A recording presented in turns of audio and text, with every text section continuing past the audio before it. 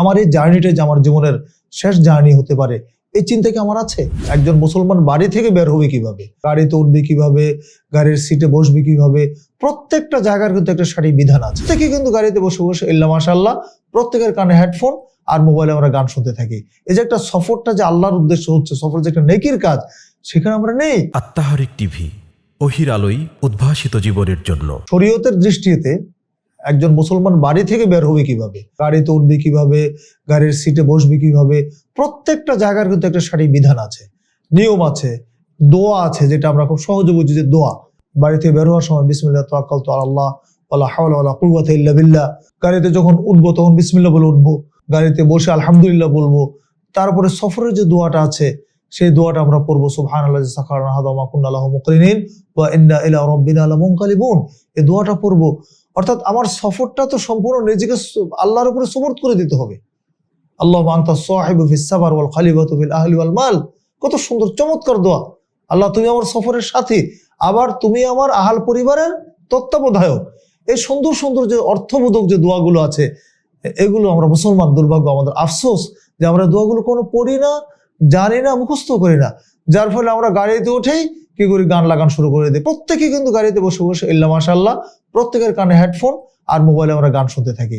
এই যে একটা সফরটা যে আল্লাহর উদ্দেশ্য হচ্ছে, সফর যে একটা নেকির কাজ, সেখানে আমরা নেই। আমরা আমাদের শেষ আমলটা খারাপের দিকে যাচ্ছে। ইন্নামাল আমালু বিল খাওয়াতিম, যেটা হাদিসে আসছে যে শেষ আমল অনুযায়ী তার আখিরাত নির্ধারিত হবে।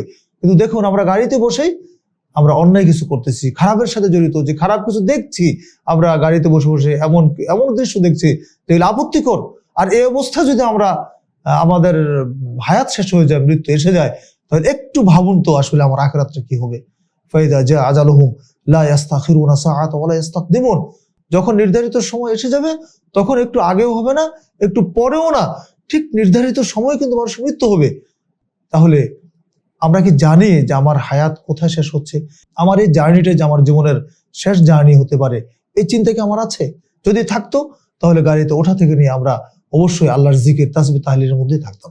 প্রিয় দর্শক মণ্ডলী, ঈদের আনন্দের মধ্যে যে সমস্ত পরিবারগুলো অত্যন্ত কষ্টে শোকাহত হয়েছেন, আমরা তাদের প্রতি আন্তরিকভাবে সমবেদনা জানাচ্ছি এবং তাদের সবাইকে সবরুন জামিল এখতিয়ার করার তৌফিক আল্লাহ সুবহানাহু ওয়া তাআলা দান করুক, এই দোয়া করছি, যেন তারা সত্যিকার অর্থে সবর এখতিয়ার করতে পারে, সবর অবলম্বন করতে পারেন, সে দোয়া করছি। আর যারা দুনিয়া থেকে বিদায় নিয়েছেন, সেই সমস্ত ইমানদারদের জন্য আমরা আল্লাহ সুবহানাহু ওয়া তাআলার কাছে শাহাদাতের মৃত্যু কামনা করছি।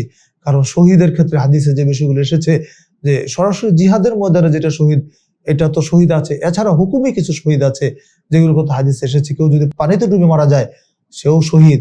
কেউ আগুনে পুড়ে মারা গেলে সেও শহীদ। কারো পেটের পীড়ায় যদি কেউ মৃত্যুবরণ করে, তিনিও শহীদ। মাটি চাপা পড়ে যদি কেউ মৃত্যুবরণ করে, তিনি শহীদ। মহামারীতে আক্রান্ত হয়ে যদি কোনো ব্যক্তি, কোনো মুসলমান মারা যান, তিনিও শাহাদাতের মর্যাদা লাভ করবেন ইনশাআল্লাহ। এগুলো সব হুকুমি শহীদ।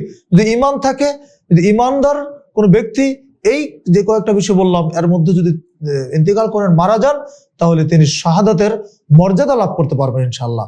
কাজে যে সমস্ত ঈমানদার ভাইরা দুনিয়া থেকে বিদায় নিয়েছেন, এই ঈদ উপলক্ষে, ঈদের সময়, ঈদের আগে পরে আমরা প্রত্যেকের জন্য আল্লাহ সুবহানাহু ওয়া তাআলার কাছে শাহাদাতের মৃত্যু কামনা করি। আল্লাহ যেন তাদেরকে শাহাদাতের মর্যাদা দান করেন।